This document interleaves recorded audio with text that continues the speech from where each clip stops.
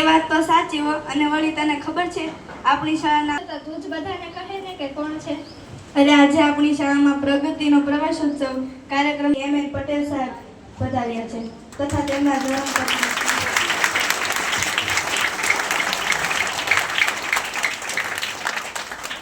કહેવાય. આજે તો કહેવાય છે ને કે સોનામાં સુગંધ ભળી ખૂબ મજા આવશે. ચાલ હવે વાતો ઓછી કરી અને આગળના કાર્યક્રમ. ચાલ તો સૌપ્રથમ આપણે કાર્યક્રમ કે તેઓ શ્રી દીપ પ્રાગટ્ય માટે પધારે અને દીપ પ્રાગટ્ય કરી આપણા પ્રગતિના પ્રવેશોત્સવ કાર્યક્રમને વેગવંતો બનાવે. આવો સાહેબ પધારો અને દીપ પ્રાગટ્યમાં જોડાય.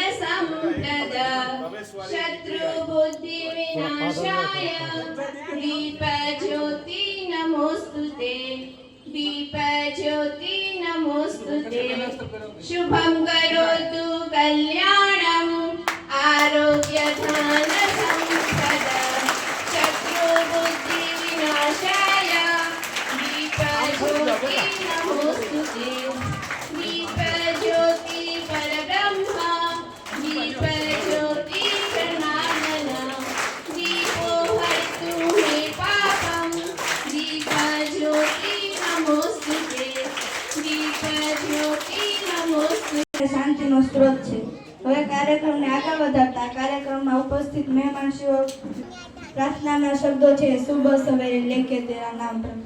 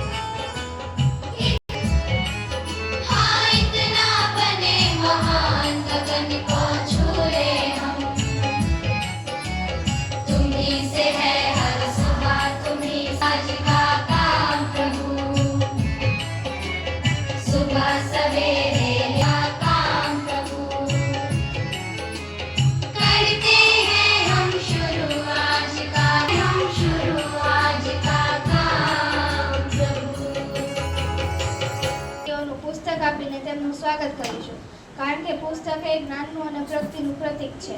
તો સૌપ્રથમ આપણે મુખ્ય મહેમાન શ્રી એમ.એન. પટેલ સાહેબનું પુસ્તક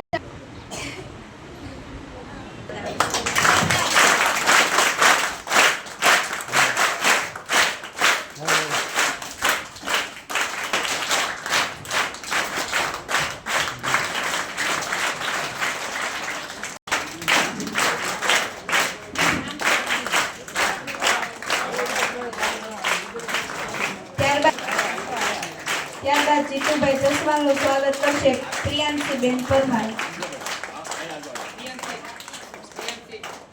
ત્યારબાદ અતુલભાઈ દવે નિકુંજભાઈ મહેતાનું સ્વાગત કરશે કૃષ્ણાબેન પરમાર. કૈલાસભાઈ દાખલાનું સ્વાગત કરશે માન્યતાબેન દાખલા. બ્લોકનું સ્વાગત કરશે ગોવિંદભાઈ બ્લોક. સૌભાગ્યની વાત છે.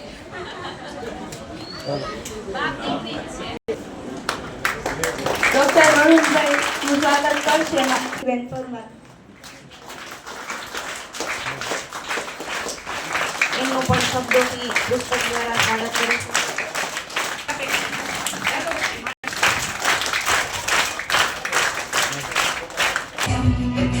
सासों की सरगम गाए सुस्वागतम शुभ स्वागतम शुभ स्वागतम शुभ स्वागतम शुभ स्वागतम सासों की सरगम गाए सुस्वागतम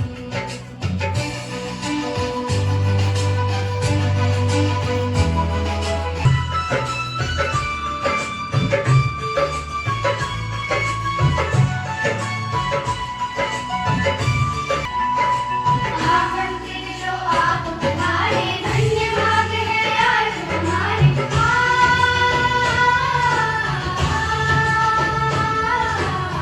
धन्य भाग है आज हमारे फूलों से हम राह सजाए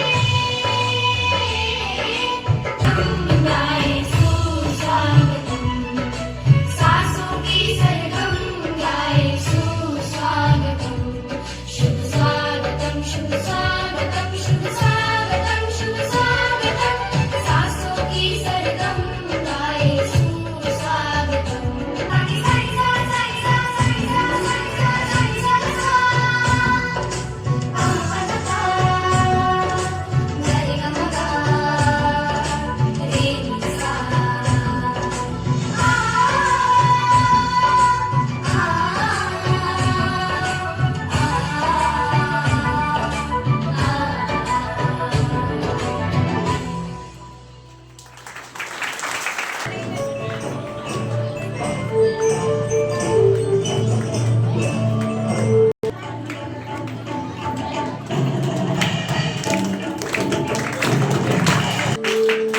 પ્રવેશ પાત્ર બાળકો 30 છે.